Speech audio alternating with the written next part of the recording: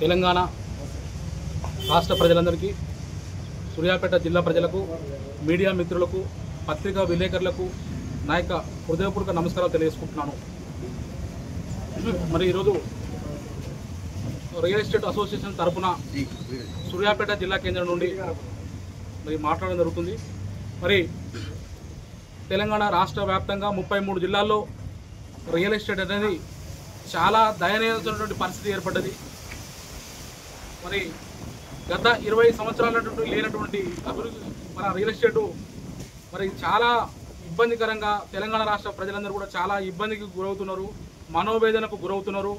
తెలంగాణ రాష్ట్ర ప్రజానికానికి మరి రాష్ట్ర ప్రభుత్వం మరి ఎల్ఆర్ఎస్ వల్ల కూడా చాలా ఇబ్బందులకు గురవుతున్నారు, పర్మిషన్ రాక ఇబ్బంది పడుతున్నారు. మరి మారుమూలటువంటి సూర్యాపేట జిల్లా కేంద్రం కానివ్వండి, ఇక మిగతా జిల్లాలలో కానివ్వండి, ఈ ఎల్ఆర్ఎస్ కొరకు మరి అప్లై చేసుకుంటే చెరువులో చుట్టూ ఉన్నటువంటి బఫర్ 30 బఫర్ జోన్కు 30 మీటర్లు పెట్టాలి. ఆ 30 మీటర్లు కాకుండా మీరు 200 మీటర్లు పెట్టడం వల్ల సామాన్యమైనటువంటి ప్రజలు చాలా దయనీయమైనటువంటి పరిస్థితి ఏర్కొని రియల్ ఎస్టేట్ మీద ఆధారపడేటువంటి జీవితాలు రోడ్డున పడేటటువంటి పరిస్థితి ఏర్పడ్డది. మరి ఆత్మహత్యలు చేసుకునేటటువంటి పరిస్థితి ఈ ప్రభుత్వం తీసుకొస్తున్నది. మరి రాష్ట్ర ప్రభుత్వానికి మరి మీరు మరి గతంలో ఉన్నటువంటి 30 మీటర్లని 200 మీటర్లు పెట్టడం వల్ల సుమారు 1/2 కిలోమీటర్ అంటే 600 మీటర్లు అంటే ప్రభుత్వం ఇళ్లకు పర్మిషన్ ఇవ్వట్లేదు, ఎల్ఆర్ఎస్ కట్టుకోవట్లేదు. మరి ఒక్కొక్కరు గజం 10,000 నుంచి 20,000 దాకా సూర్యాపేట హైటెక్ బస్ శాఖ మొదలు జనవరి ఎక్స్పోర్ట్ దాకా డబ్బులు పెట్టి ఫైనాన్స్లో ₹2, ₹3 వడ్డీలు తీసుకొచ్చి వారు ప్లాట్లు కొనుక్కున్నారు. మీరు పర్మిషన్ ఇవ్వాలంటే మరి గత 20 సంవత్సరాల నుంచి కూడా రిజిస్ట్రేషన్ చేసినారు. మరి ఆ ఇంటి నెంబర్ తీసుకున్నారు, కొన్ని పర్మిషన్ ఇచ్చి కొన్ని ఇవ్వలేదు. మరి ఇప్పుడు అవి మరి డబ్బులు కూడా మీరు ప్రభుత్వం మరి మీరు ఆపేసారు కదా, మరి వారికి డబ్బులు ఏమైనా కట్టిస్తారా చెప్పండి. మరి ఆ డబ్బులు కట్టి 20 లక్షలు 30 లక్షలు పెట్టి ప్లాట్లు కొనుక్కున్నాక మేము ఎల్ఆర్ఎస్ మేము పర్మిషన్ ఇవ్వం అని మీరు కొత్తగా జీవో తీసుకోవడం వల్ల ప్రభుత్వానికి ప్రజలకు చాలా ఇబ్బందికరంగా ఉన్నది. ఇది ఎంత మాత్రం దుర్మార్గమైన చర్య అని కూడా ఈ సందర్భంగా తెలుసుకుంటున్నాను. మరి ఎన్నో మరి పేదరికం నుండి ఉన్నట్టు సామాన్య కుటుంబంలో జీవనోపాధి మరి పండ్ల వ్యాపారం చేస్తూ కానివ్వండి, మామూలు సాదా వ్యాపారం చేస్తూ కానివ్వండి, ఈ రియల్ ఎస్టేట్ మీద బతికి జీవనం కొనసాగిస్తున్నారు. అట్లాంటి రియల్ ఎస్టేట్ని చాలా వరకు ఇబ్బంది పెట్టడం అనేది మంచి పద్ధతి కాదు. మరి అదేవిధంగా మరి 142 సబ్ రిజిస్టర్ కార్యాలయాల్లో కూడా కేవలం ఒక 5 సబ్ రిజిస్టర్ కార్యాలయాల్లో సొంత భవనాలు ఏర్పడ్డాయి. మిగతాటువంటి భవనాలు శిథిలావస్థలో చేరుకున్నాయి.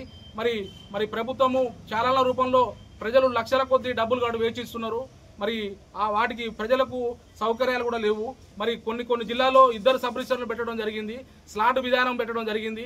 ఆ స్లాట్ విధానం పెట్టడం వల్ల మరి సరైనటువంటి సౌకర్యాలు లేక, సిబ్బంది కొరత లేక ప్రజలు నానా అవస్థలు పడుతున్నారు. మరి వాటిని కూడా ప్రభుత్వం దృష్టిలో ఉంచుకొని జీవనం కొనసాగించాలి. అదేవిధంగా మరి చిన్న సన్నకారు రైతులకు, వ్యవసాయ రైతులకు మరి ఇబ్బంది లేకుండా ప్రజలకు మెరుగైనటువంటి సేవలు ఈ రాష్ట్ర ప్రభుత్వం అందించాలని కోరుకుంటున్నా. ప్రజలు ఇబ్బందికరంగా ఉందని మీ దృష్టికి తీసుకొచ్చారా? ఎల్ఆర్ఎస్ సంబంధించి కానీ లేకుంటే 6 కిలోమీటర్ సంబంధించి మరి అది ఎల్ఆర్ఎస్ లో తెలంగాణ రాష్ట్ర వ్యాప్తంగా అది జీవో పెట్టడం జరిగింది. ఎల్ఆర్ఎస్ అది ఆన్లైన్ లో వీళ్ళు 200 మీటర్లను పెట్టడం జరిగింది. దానివల్ల మరి వాళ్ళు 30 మీటర్లని చెప్పి మా దృష్టికి మా జిల్లా కార్యాలయానికి ఎంతో మంది మొరపెట్టుకుంటున్నారు. వాళ్ళు మేము ఆత్మహత్య చేసుకుంటామని కూడా ప్రజలు చెప్తున్నారు.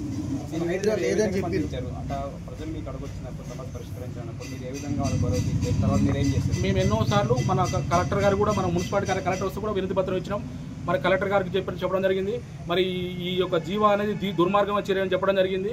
మరి లేని పక్షాన ప్రజలు కూడా తిరగబడతారని కూడా మీ రాష్ట్ర ప్రభుత్వాన్ని కూడా మేము నిరసన కార్యక్రమం చేస్తామని కూడా చెప్పడం జరిగింది. కలెక్టర్ గారు మేము పరిశీలిస్తాం, పై అధికారులు చెప్తామని చెప్పిండు. పై అధికారులు చెప్తాం, పరిశీలిస్తామని చెప్పిండు. వర్షాలు భారీ వర్షాలు వచ్చినప్పుడు ప్రజలకు ఇబ్బంది గురి కాకుండానే డిస్టెన్స్ మీటింగ్ జరుగుతుంది ప్రభుత్వం అంటుంది. ఓకే, అది ఏమన్నా పెద్ద పెద్ద నదులు సముద్రాలు ఉన్నటువంటి మీరు పెట్టవచ్చు. మరి కేవలం మారుమూల గ్రామాల్లో మీరు ఆ చెరువు అనేది ఆల్రెడీ ఇక్కడ జుట్టుకుంట దగ్గర గత 20 ఏళ్ల క్రితమే చెరువు బౌండరీ ఫిక్స్ చేసిండు. దానికి చెరువు చుట్టూ నీళ్ళు రాకుండా కూడా కట్టబోసినాక దానికి 30 మీటర్లు తీయాల్సి వచ్చిన అవకాశం ప్రభుత్వానికి ఉన్నది. మరి మళ్ళీ మీరు దుర్మార్గంగా దాన్ని 200 మీటర్లు తీసుకొచ్చడం అనేది చాలా దుర్మార్గం చర్య. నీళ్ళు అనేది కూడా అక్కడికి కట్ట కాకుండా కట్టబోసినాక మీరు నీళ్ళు ఎట్లా వస్తాయని మీరు చెప్పాలి ప్రభుత్వాన్ని చెప్తున్నాను నేను. మీరు 30 మీటర్లు చేయడం సరైన నిర్ణయం. మా సూర్యాపేట కాదు, తెలంగాణ వ్యాప్తంగా కూడా ప్రజలు మొత్తుకుంటున్నారు. ఆంధ్రలో కూడా మేము ఆంధ్ర టూర్ పోయినప్పుడు కూడా చూసినాం. పెద్ద నదులు వైజాగ్ పెద్ద పోయినా అక్కడ చెరువు పక్కనే పెద్ద 6 స్టేర్లు 3 స్టేర్ల బిల్డింగ్ కట్టుకున్నటువంటి భవనాలు ఉన్నాయి. వరకు అక్కడ ప్రపంచంలో ఎక్కడ లేని విధంగా తెలంగాణ తీసుకోవడం వల్ల అసలు హైడ్రా అనేది తీసుకురావడం వల్లనే ఈ సూర్యాపేట కాదు ఈ తెలంగాణ వ్యాప్తంగా కూడా రియల్ ఎస్టేట్ సర్వనాశనం అయిపోయింది. హైడ్రా రావడం నిర్ణయం తీసుకోవడం వల్లనే పెద్ద పెద్ద బిల్లులు కూడా కొట్టుకుంటే ఇప్పుడు సామాన్యుడు ఒక ఫ్లాట్ కొందామంటే అది ఎక్కడ బఫర్ జోన్ ఉందో ఎక్కడ ఈ 200 మీటర్ పెట్టడం వల్ల చాలా ఇబ్బందులకు గురై ఆత్మహత్య శరణం అనేటట్టు ఈ రాష్ట్ర ప్రభుత్వం జీవో తీసుకొచ్చింది.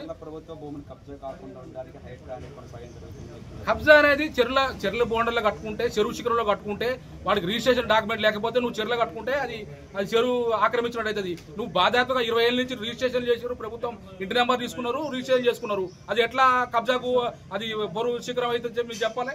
సిటీలలో మేము చివరిసారి చెప్తున్నాం, చెరువు అనేది ఆల్రెడీ కొన్ని చాలా చోట్ల కూడా చెరువు ఫిక్స్ చేసినారు, చెరువు చుట్టూ కూడా కట్టబోసి ఉన్నారు. చెరువు గురించి సూర్యాపేట జిల్లా కేంద్రంలో ఉన్న సపరేట్ చెరువు గురించి కాకుండా రాష్ట్రం అంతా ఉన్న హైడ్రా గురించి ఇప్పుడు హైదరాబాద్ హైడ్రా కొనసాగుతుంది. హైడ్రా కొనసాగించాలో వద్దా? మీరు నేను సవాల్ చేస్తున్నా, ఈ మీడియా మిత్రులు కానీ ప్రతి ఒక్కరు నేను సవాల్ చేస్తున్నా, మీరు ఏ జిల్లాలో పోయినా ఎక్కడ పోయినా రియల్ ఎస్టేట్ అనేది ఎవరిని మీరు అడగండి.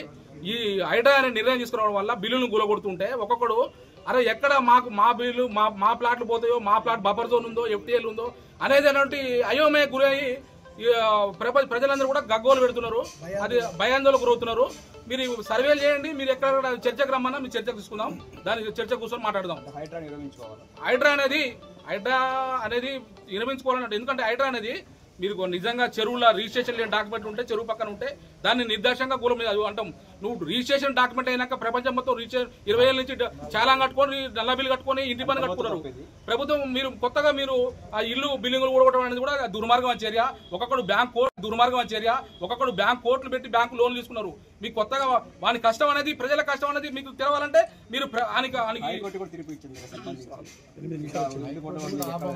కోట్ల కొద్ది లోన్లు తెచ్చుకున్నారు. ఆ లోన్లు కట్టాలి ప్రభుత్వం. మరి మీరు బిల్డింగ్లు కూడా మీరు అంటున్నారు 20 ఏళ్ళ నుంచి మరి ఇల్లు కట్టుకున్నాడు, వాడు లోన్లు ₹1,00,00,000 50 లక్షల లోన్ బ్యాంక్ లోన్ తీసుకున్నాడు. ఆ లోన్ ఓడియాలి, వాళ్ళు లోన్ ఇవ్వాలి, కట్టలేక వాడు కూల కొడితే వాడు ఆత్మహత్య చేసుకుంటాడు. నువ్వు ప్రభుత్వం మరి నువ్వు చూడాలి, నువ్వు ముఖ్యమంత్రి కానీ మీరు కానీ మంత్రులు కానీ ఎవరు కానీ మానవత దృక్పథం ఆలోచించాలి. మీరు డబ్బులు కట్టించినాక మీరు కూల కొట్టుకోండి.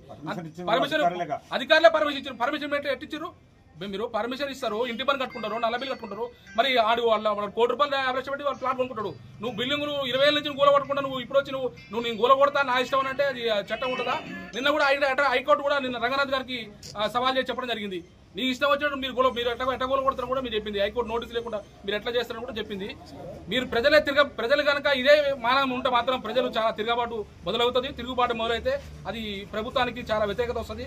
ప్రభుత్వం మరొకసారి మరి ఇక్కడ ఉండే స్థానిక పొంగులేటి రెవెన్యూ శాఖ మంత్రి గారు కానీ మరి రేవంత్ రెడ్డి ముఖ్యమంత్రి గారు కానీ చాలా వరకు మీరు ఒకసారి ఆలోచన చేసి ప్రజలకు ఉపయోగపడే కార్యక్రమాలు చేయాలి, ప్రజలకు చైతన్యపరిచే కార్యక్రమాలు చేయాలి. దుర్మార్గంగా ప్రజలను కూలగొట్టి ప్రజలు 200 మీటర్లు తీసుకొచ్చి దీనివల్ల ప్రజలు నష్టపోతున్నారు. మరి సాధారణ వరకు మీరు ఒకసారి మంచి మానవత దృక్పథం తీసుకొని రాష్ట్ర ప్రజానీకానికి మంచి నిర్ణయం తీసుకోవాలని కోరుకుంటూ మరొకసారి ఇక్కడికి వచ్చి ఉంటే